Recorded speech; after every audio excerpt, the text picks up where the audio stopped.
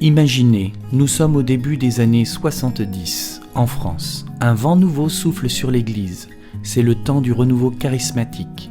À cette époque, Dieu va conduire des hommes et des femmes animés d'une foi vivante à implanter ce qu'on appelle aujourd'hui l'Église évangélique protestante du Buisson Ardent. Porté par cette parole que l'on trouve dans le livre du prophète Zacharie, ce n'est ni par la force ni par la puissance, mais par mon esprit, dit l'Éternel des armées. Un homme va répondre à l'appel, comme Ésaïe, « Me voici, envoie-moi ». Cet homme, c'est le pasteur Charles Schinkel. Dans la prière, la louange et l'annonce de l'Évangile, il va semer la vie de Christ et voir des vies transformées par la grâce de Dieu. Au buisson ardent, des prières ferventes vont s'élever, des chants de foi vont résonner, et des hommes et des femmes vont découvrir l'amour de Dieu et la puissance de sa parole. Comme le rappelle l'Écriture dans Éphésiens, « Réveille-toi, toi qui dors, relève-toi d'entre les morts, et Christ t'éclairera. » Aujourd'hui, je vous invite à découvrir cette histoire extraordinaire, une histoire écrite par la main de Dieu lui-même, celle de l'Église évangélique protestante du Buisson Ardent, un lieu choisi, préparé et offert comme un véritable cadeau de la générosité de Dieu. Ici, il a conduit des croyants à obéir à sa voix, à croire que même dans un endroit inattendu, sa lumière pouvait briller. Ce lieu témoigne encore aujourd'hui que Dieu pourvoit, qu'il ouvre des chemins là où on ne les attend pas et qu'il embrase des cœurs pour répandre sa grâce. Bonjour Charles. Bonjour David. Eh bien, je suis à nouveau très heureux de pouvoir échanger avec toi sur les origines de l'Église évangélique protestante du Buisson Ardent. Il y a plusieurs pasteurs, j'imagine, du mouvement réformé, enfin de l'Église protestante réformée, qui finalement ont été touchés par l'action de l'Esprit et sont rentrés dans ce mouvement de l'époque qui était le mouvement. Voilà, alors on l'a créé en quelque sorte, parce qu'en fait il n'y avait rien. On a commencé, c'est assez curieux parce que Gaston Amseyer, c'était mon meilleur copain de faculté. Et on s'est perdu de vue pendant une année. Lui, il est allé aux États-Unis, moi je suis allé en Suisse et en Allemagne. Et puis on s'est retrouvés. Et puis lui, il a été baptisé dans le Saint-Esprit. Et moi, j'étais baptisé dans le Saint-Esprit. Et on s'est retrouvés. Donc on a fait beaucoup de choses ensemble, et en particulier des camps, des conventions, etc.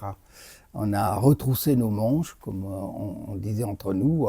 On va pas toujours appeler l'évangéliste anglo-saxon de service. Eh bien, Dieu est assez grand, on retrousse les manches et on y va, et c'est le Saint-Esprit qui va agir. Alors c'est pour ça qu'on a fait beaucoup de choses ensemble. Et alors, donc, on était deux, ensuite il y a un troisième, un quatrième, alors une toute petite équipe. Mais dans la majorité des cas, les pasteurs ont continué. Le mot charismatique les heurtait, parce qu'il y en a qui disaient même que c'était pas biblique, parce qu'on ne trouvait pas ce mot dans la Bible, sauf qu'il est dans la Bible en grec. Alors, bon, on a eu de l'adversité. Mais ce qui nous a toujours beaucoup encouragés, c'est les jeunes. Et les jeunes recevaient des visions, et eux priaient pour d'autres jeunes, etc. Et j'ai vu des conversions qui ont tenu pendant longtemps. Et les gens y tiennent encore toujours.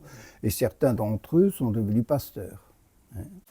Alors il y a quelque temps, nous avons eu déjà l'occasion de nous entretenir, Charles, sur le réveil qui a eu lieu à Luneray. Donc ce n'est pas l'objet de nos émissions, mais plus le fait de savoir comment Dieu t'a appelé et comment Dieu t'a amené aussi vers cette nouvelle structure qui est l'Église évangélique protestante du Buisson Ardent.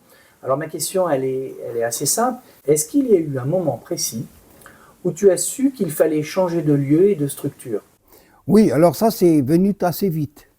Pourquoi? Parce qu'en fait, on avait un chalet, on appelait le chalet fraternel, et le chalet est devenu trop petit.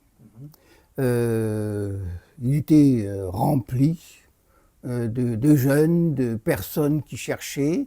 de personnes qui voulaient être guéries, qui voulaient être baptisées dans le Saint-Esprit, et de personnes qui venaient d'autres églises aussi. Et alors on m'a dit, ouais, mais tu attires les gens des autres églises, etc.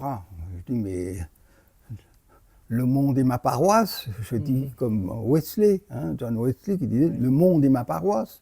Et les gens viennent, ben, ils repartent. Et ce qu'ils ont reçu de Dieu, ben, c'est pas moi qui leur ai donné, ben, qu'ils le diffusent dans leur église. Alors donc, c'est devenu trop petit.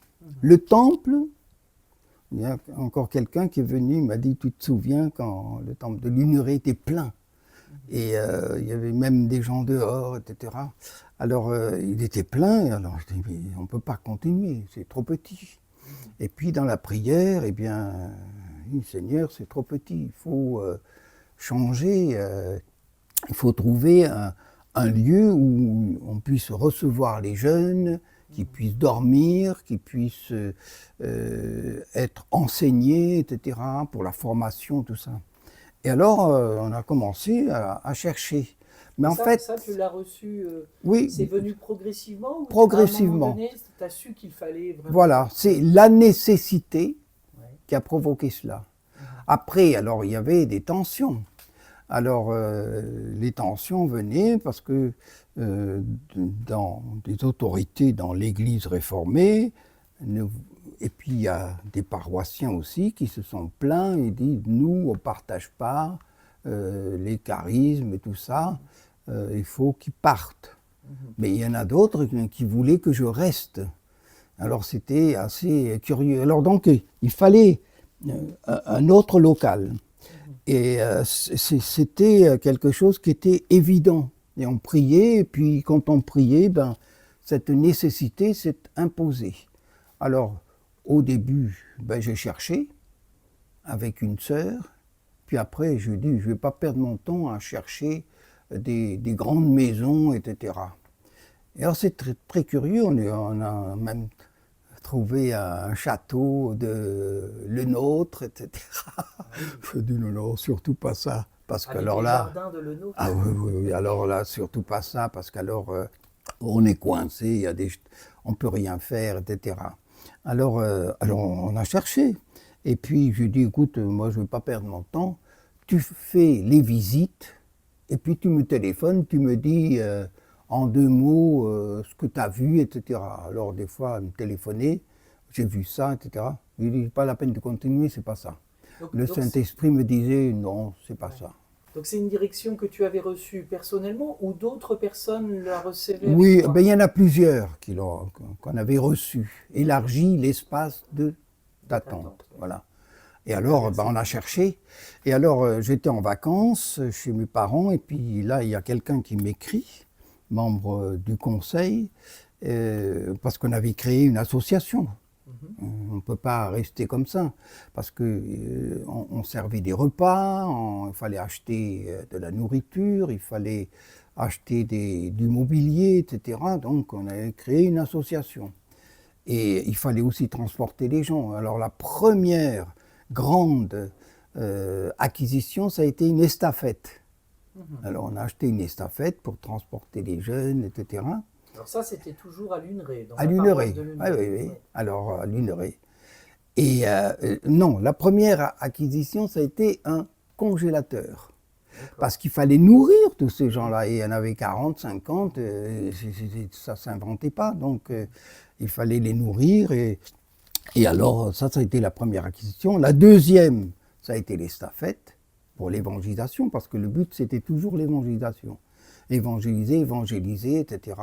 Il y avait même, j'avais créé quelque chose, c'était les hommes sandwich. Alors ils se promenaient sur le bord de la plage avec Jésus est le Seigneur, devant, derrière, etc. Puis après ils chantaient, et puis après ils témoignaient, etc. Et alors il fallait donc la nourriture et le transport. Et puis après, la troisième acquisition, ça a été le buisson ardent. Mais le problème, c'est que, non, c'est même pas un problème. En fait, moi, j'ai jamais pensé à l'argent. L'argent, c'était j'y pensais pas. C'était pas un souci, c'était ça, le Seigneur pourvoit. Tu avais cette confiance Ah que oui, oui, Dieu allait le pourvoir Seigneur. à ce besoin. Oui, alors il n'y a pas de souci pour acheter le congélateur, pour acheter les staffettes, pour Oui, mais acheter. entre un congélateur et un bâtiment, ou Oui, c'est pas mais, tout à mais fait c'était la aussi même simple chose, que ça. ça. Bah, D'accord. on croyait au Seigneur, on croyait, et c'est tout. Alors j'avais cette assurance, cette foi, Dieu pourvoit. Alors t'inquiète pas, c'est pas ça qui était important. C'était pas la somme d'argent il fallait trouver le lieu qui correspondrait. Et alors il y avait un frère qui me téléphone pendant les vacances, et puis là, il y a quelque chose qui collait pas parce que la surface, je dirais, du terrain était plus petite que la surface des bâtiments. Oui. Alors, je me dis, quand je vais rentrer, je vais aller voir. Alors, quand je suis rentré, je suis allé voir avec l'agent immobilier. Mais j'étais étonné, mais on visite une maison, 2 maisons, 3 maisons, le grand bâtiment, encore l'autre qui est devenu Bethel. Ça n'en finissait pas de la visite. Je visitais un quartier d'un village. Est-ce que l'agent immobilier ne te présentait qu'un bâtiment ou Non, ils me présentaient tous. Mais alors, il la fallait les visiter tous. Oui. Je dis, mais c'est fou, c'est complètement fou. Et c'est énorme. Et alors, il nous dit le prix. Le prix, c'était énorme à l'époque. Bien sûr. Je crois que c'était 425 000 francs. Et donc cette visite, tu l'as fait en 74, 75, Voilà. 1975 Oui, par là, oui. D'accord. Et puis alors, eh bien, alors, il faut l'acheter, mais Il faut les moyens il financiers. faut avoir les moyens. Alors, on a réuni le conseil, et chacun a fait le fond des caisses, Le fond et de ses puis on a poches. trouvé un petit quelque chose pour arrêter l'affaire. Et puis, j'ai dit, Alléluia, c'est bien, maintenant le reste. Mais enfin, moi, je ne me faisais pas de soucis. Et ça viendra. Et alors, ce qui s'est passé, c'est que quand on a acquis ça, comment ça s'appelle, l'agent immobilier me téléphone, dit, si vous ne pouvez pas, il y a quelqu'un qui vous rembourse ce que vous avez versé, c'est pas beaucoup, mais il vous offre 1 année de salaire de SMIC en plus. Mhm. C'était formidable. Sans avoir travaillé, on avait 1 année de salaire. Et alors, est-ce que vous êtes... Ah non. Immédiatement, j'ai dit, pas question, ça sera payé. Et pourquoi l'agent immobilier te proposait ça? Parce qu'il y avait Parce que, quelqu'un d'autre qui était intéressé, c'est ça? qui était intéressé. D'accord. Mais comme nous, on avait versé des un arts, acompte des ouais. arts, alors il ne pouvait pas revenir en arrière. Il a dit, ils ont signé. Hein. Alors donc, il nous offrait de l'argent pour nous défaire de l'affaire. De l'engagement. Voilà. Alors là, ça a été immédiat. Ah, c'est le diable. C'est Satan qui se mêle l'affaire, il ne veut pas. Et c'est la confirmation. Dieu m'a donné la confirmation et j'ai signé. Mais là, il y a la confirmation même de Satan qui veut m'enlever ce que Dieu m'a donné. Alors c'était non. Et puis l'argent est venu de quantité de personnes. Il y a eu des gens qui nous ont offert parce qu'il fallait changer le transformateur. Bon, ça a coûté de l'argent, tout ça. Eh bien, ne te fais pas de soucis, moi j'en ai. J'ai des transformateurs, c'est moi qui te le paye, ceci, cela, c'est moi qui paye, voilà. Et on a. Donc il y a eu des dons un petit voilà, peu. Il y a eu des dons, il y a eu pour mettre la cuisine en route, parce qu'il fallait faire une cuisine là dans ce grand bâtiment. Eh bien là, c'était l'hôpital de Rouen qui se débarrassait, c'était l'hôpital psychiatrique, qui se débarrassait de ces marmites, de ces ces grandes marmites, tout ça, sa cuisine, quoi, et qui nous le cédait pour un prix dérisoire. Voilà. Alors, on est toujours tombé sur des affaires incroyables. Mais c'est Dieu qui y veille. Moi, je dis, une fois que c'est Dieu qui s'occupe d'une affaire, eh bien, il la suit de bout en bout. Et c'est pour ça que l'argent n'a jamais été un problème. J'étais même très surpris parce que je signais des chèques. Je me disais, mais c'est incroyable le nombre de chèques que tu as signés. Mais d'où vient cet argent? Ben, c'est le Seigneur, c'est tout. Ça, c'est la foi. Et cette œuvre, elle n'existe que par la foi. C'est la foi. Et la foi, ben, il y a un Africain une fois qui est venu, il dit, ah là là, quand il a vu le bâtiment, tout ça, il a dit, oh, quelle foi.